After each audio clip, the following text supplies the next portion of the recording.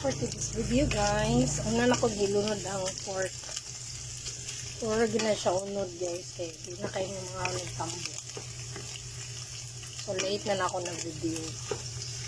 Then, ang garlic ug ang onions.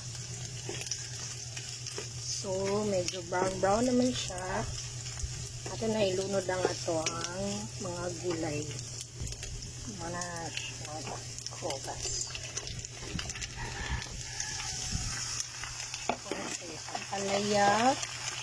Ang ampalaya mo to. Ang harvest ko sa mga tanom.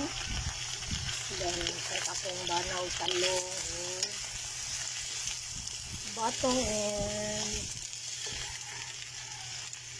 kalabasa. So, ato sa tabunan guys para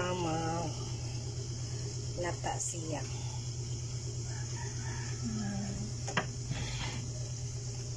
So, flex na ko akong kaha.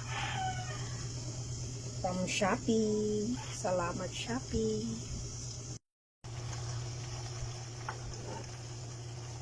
Guys, lahat kayo guys.